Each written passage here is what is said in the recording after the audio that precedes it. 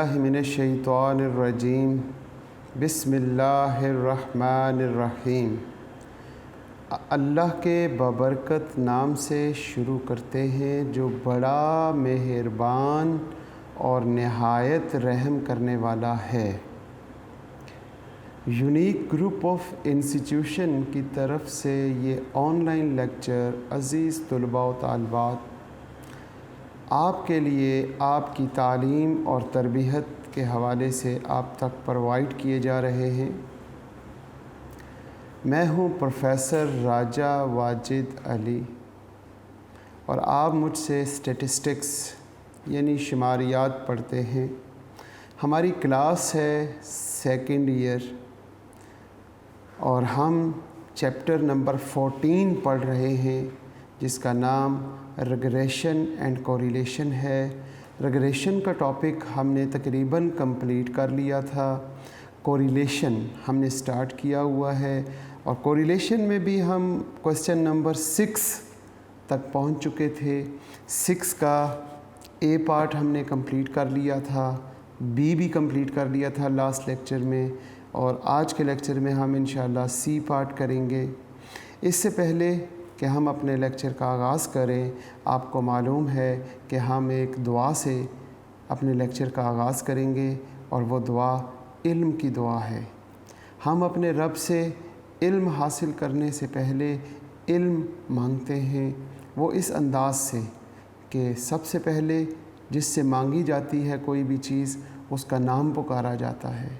तो हम कहेंगे अल्लाहुम्मा, इसका मतलब होता है ए मेरे रब, ए मेरे अल्लाह, उर्ज़ुकनी, ए अल्लाह हमें अता कर, उर्ज़ुकनी हमको दे दे, हमें अता कर क्या चीज़, इल्मन, इल्म अता कर।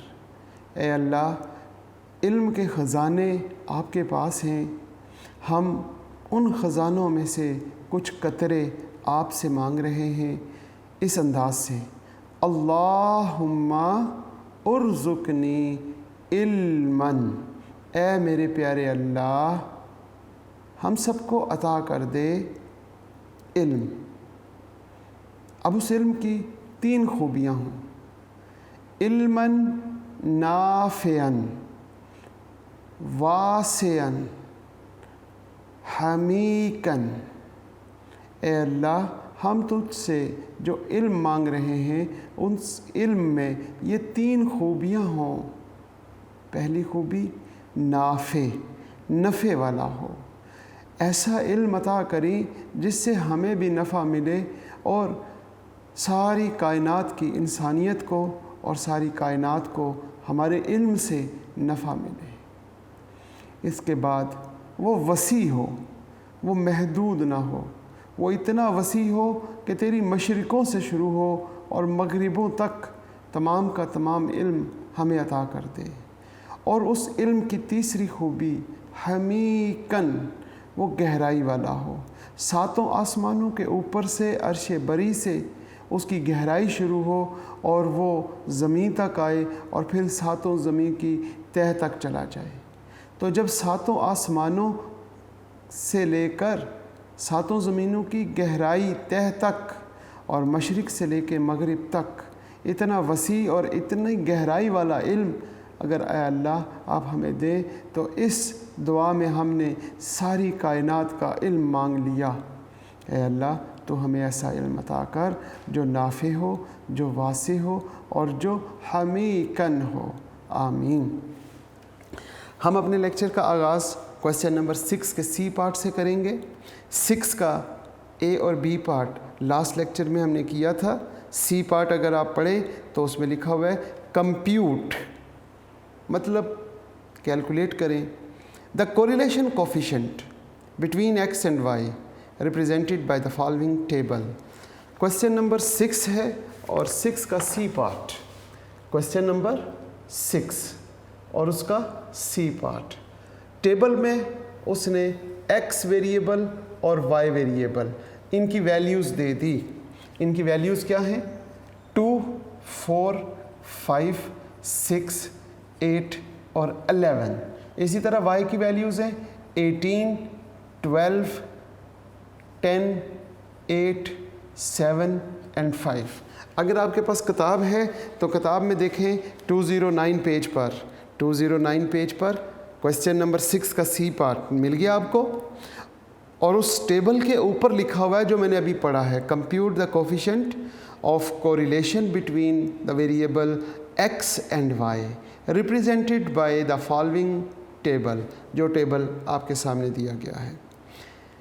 सबसे पहले आपने एक काम ये करना है कि ये जो कोरिलेशन कोफिशिएंट है इन दो वेरिएबल्स की मालूम करनी है।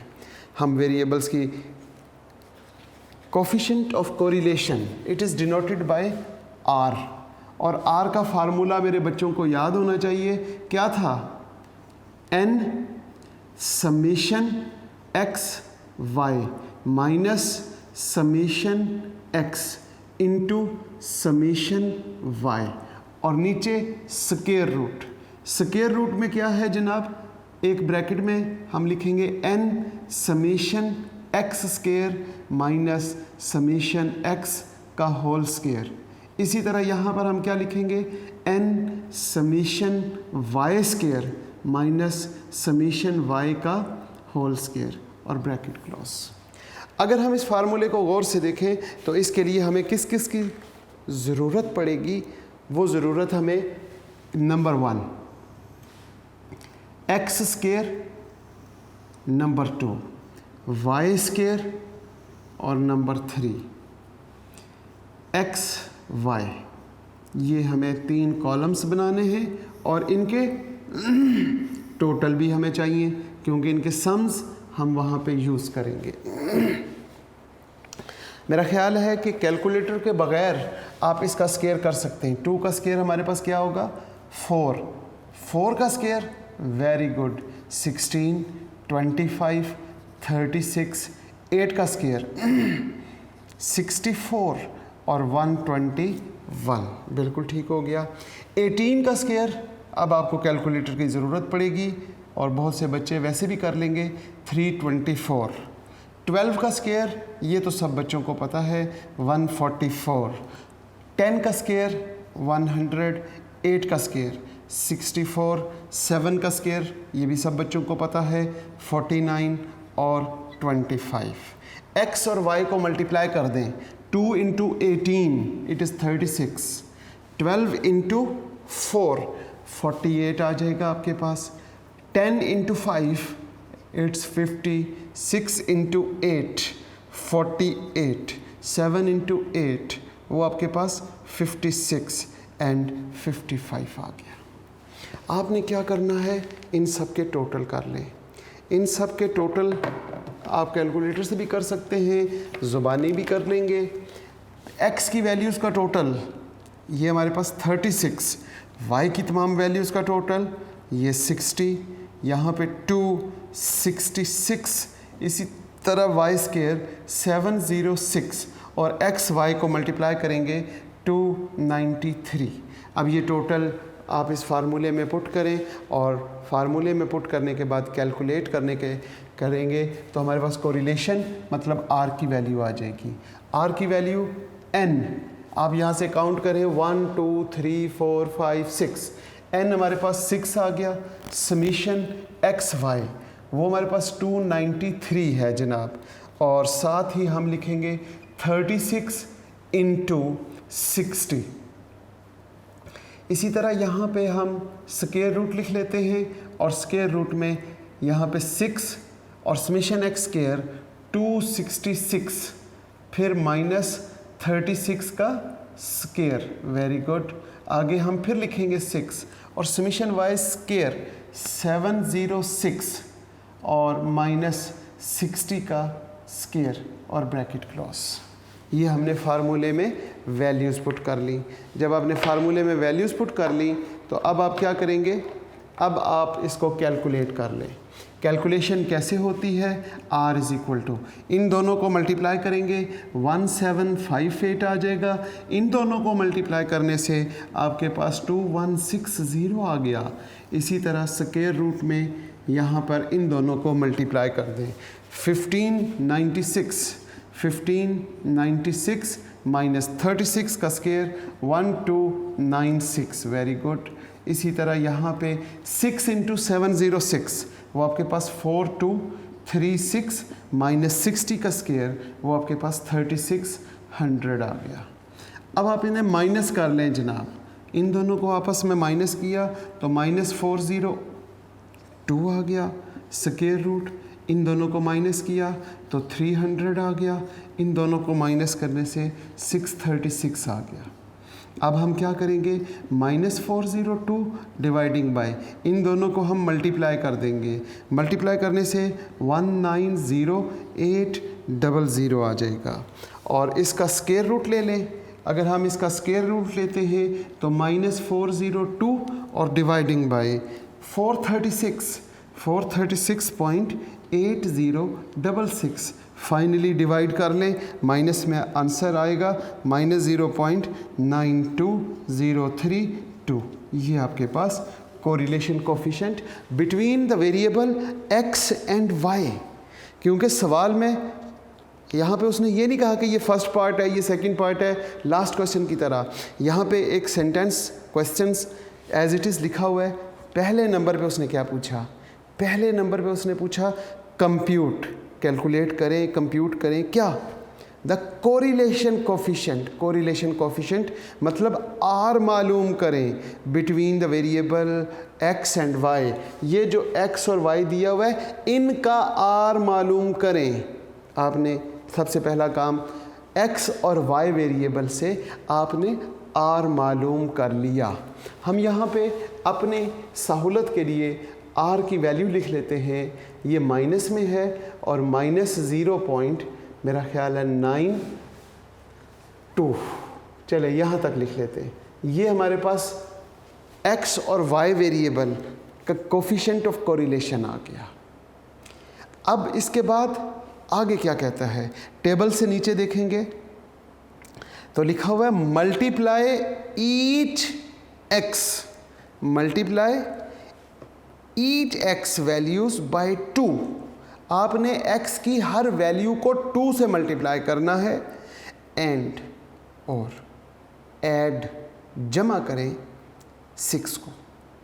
फिर आगे देखें multiply each y values by 3 and subtract 15। इसका मतलब हम x और y वेरिएबल के साथ किसी कांस्टेंट को मल्टीप्लाई कर रहे हैं और साथ प्लस या माइनस भी कर रहे हैं, तो चेंज ऑफ ओरिजिन और चेंज ऑफ स्केल दोनों यहाँ पर हो रहा है। जब हम वेरिएबल के साथ किसी कांस्टेंट को मल्टीप्लाई करते हैं तो चेंज ऑफ स्केल हो जाता है, और अगर वेरिएबल में से कोई कांस्टेंट माइनस करें या ऐड करें तो ये चेंज ऑफ ओरिजिन होता है। तो यहाँ पर चेंज ऑफ ओरिजिन और चेंज ऑफ स्केल दोनों हो रहा है। तो क्या चेंज ऑफ ओरिजिन और चेंज ऑफ स्केल के बाद हमारे पास जो न्यू वेरिएबल्स आएंगे उन वेरिएबल्स का क्या करें, find the correlation coefficient between the two new set of values. वो जो दो new set of values, two new set of values आएंगी उनका कोफिशिएंट ऑफ कोरिलेशन मालूम करें। फाइंड मालूम करें the correlation coefficient between the two new set of values. अब वो जो वैल्यूज़ नहीं आएंगी उनका कोफिशिएंट ऑफ कोरिलेशन मालूम करें, और एक हमने उसने पहले कहा था x और y का कोफिशिएंट ऑफ कोरिलेशन मालूम करें। हम जब x और y का कोफिशिएंट ऑफ कोरिलेशन मालूम कर लिया और फिर हम दो हमारे पास न्यू सेट ऑफ वेरिएबल आएंगे उनका कोफिशिएंट ऑफ कोरिलेशन मालूम कर लें, फिर दोनों का आंसर गौर से देखेंगे और फिर explaining why you do or do not the obtain the same result as above. यानी कि एक तो हमारे पास x और y का जो आंसर है वो -0.92 आ गया।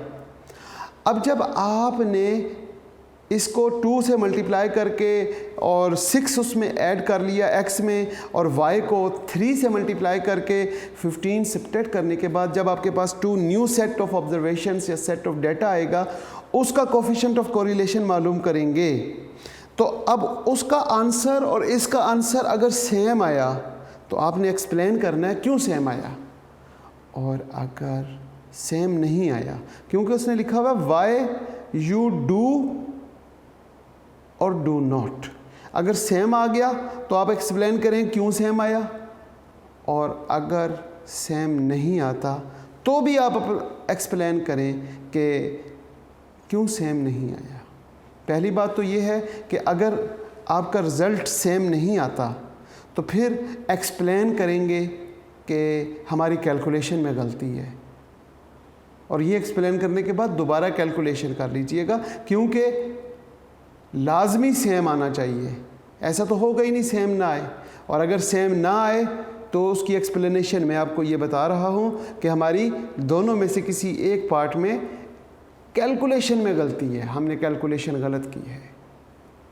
और अगर सेम आ जाए तो आपने ये कहना है coefficient of correlation is independent of origin and scale.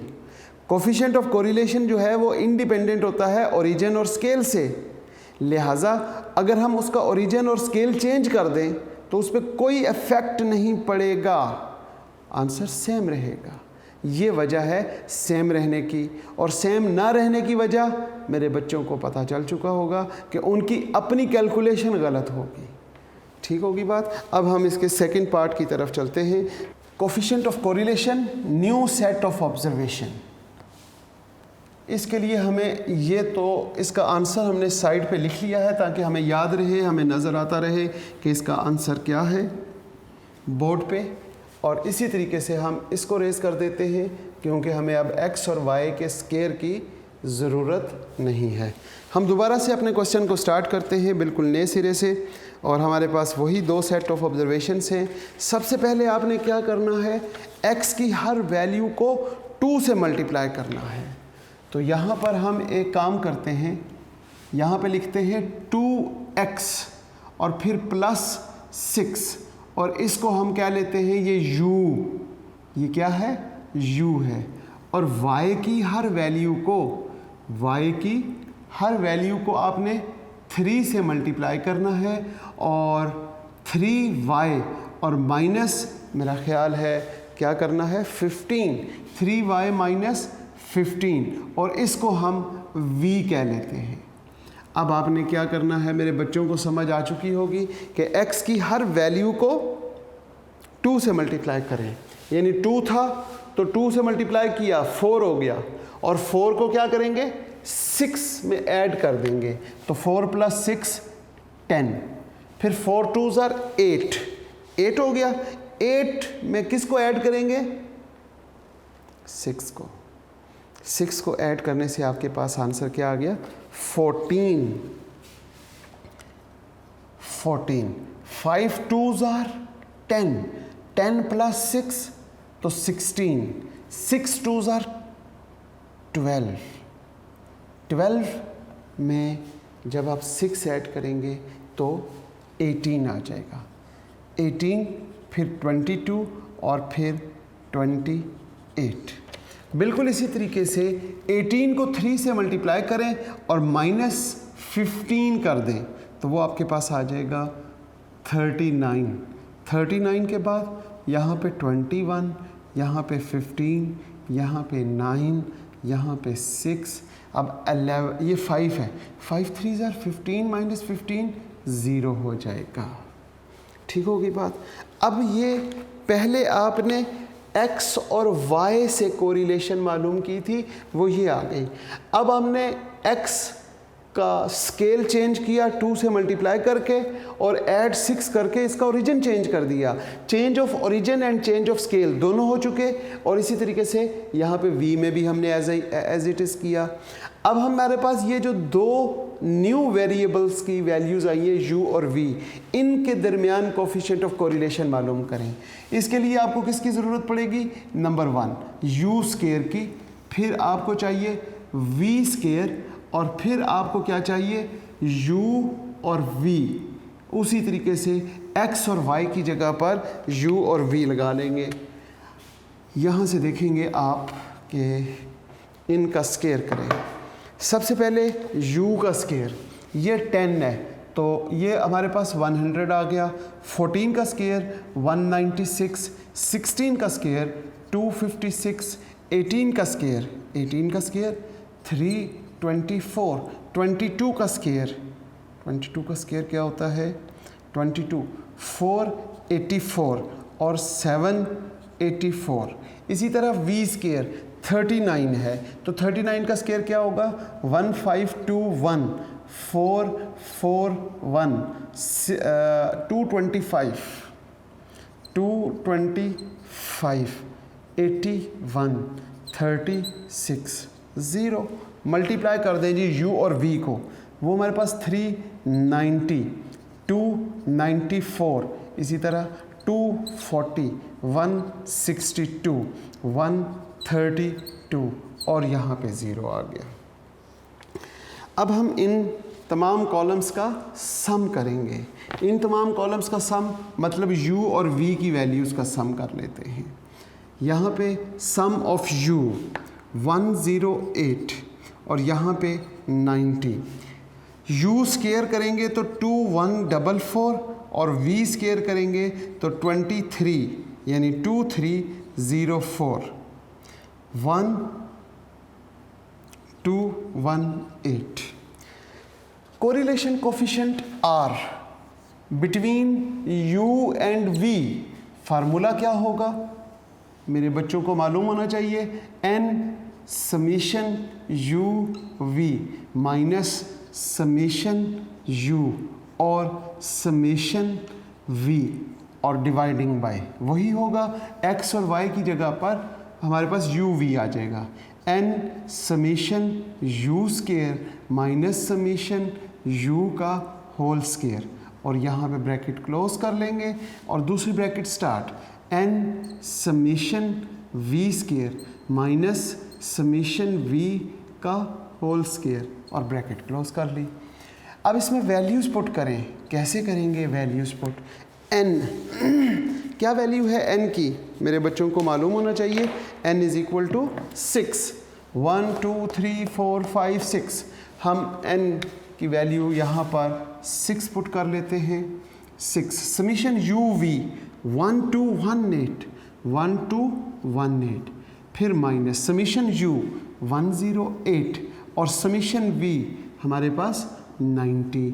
नीचे है स्क्वायर रूट में सबसे पहले bracket start 6 summation u square वो है 2144, फिर माइनस 108 का स्क्वायर, फिर इसी तरह यहाँ पे 6 समीशन v स्क्वायर 2304 माइनस 90 का square. Very good. r is equal to, यहाँ पर इसकी कैलकुलेशन करेंगे और कैलकुलेशन आप with the help of calculator कर लें।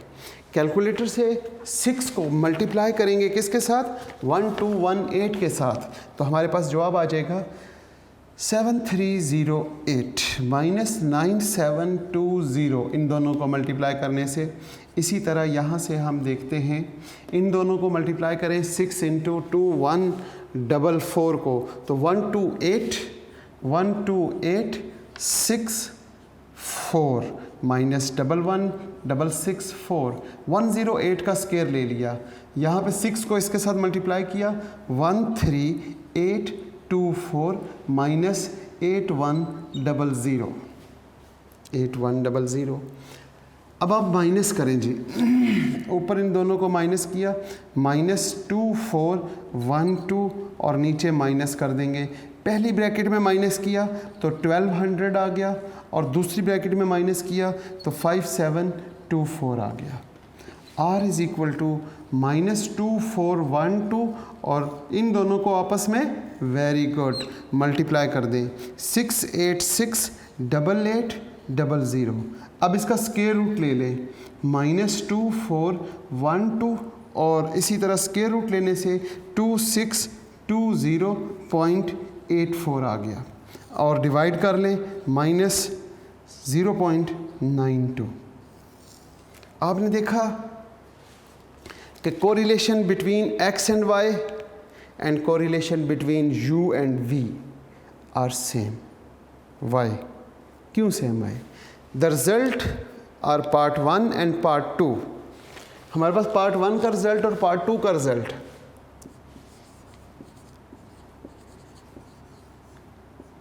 Results are part 1 and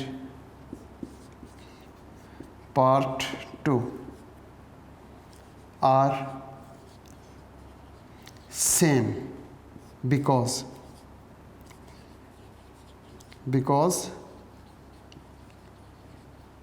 correlation coefficient